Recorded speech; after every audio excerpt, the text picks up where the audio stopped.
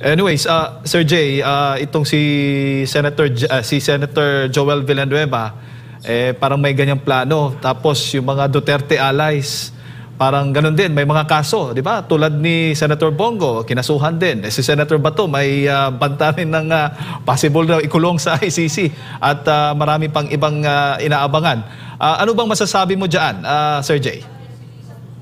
Alam mo, this administration will not stop until all the... Alam mo, kasi politika lang ito politika, no? Bakit? Walang material ang administrasyon. Walang material ang oposisyon.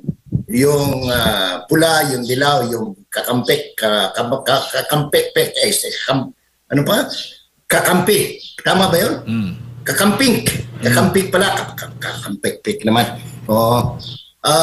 Wala silang material So, sino mga malalakas sa publiko na gusto-gusto ng publiko na maging leader ng bansa?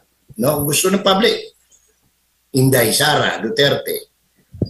Sino pinakamabango sa mga senador? Bongo, Christopher Lawrence Go, Tesoro Go, ng Batangas at Davao.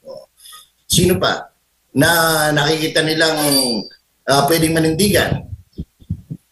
Si Chis Escudero, na Sorsogon, di ba? Kasi kaya lahat yan, isa-isahin yan. Basta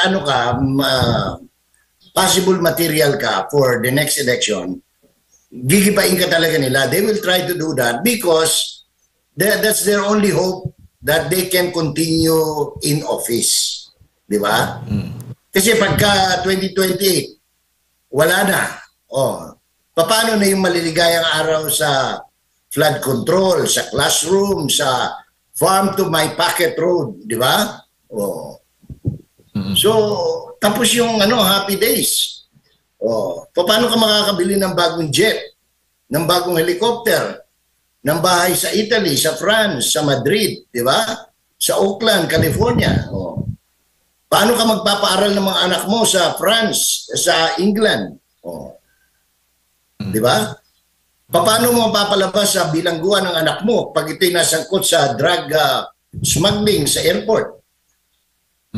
You need all this to maintain a balance of political equilibrium. May balance ba?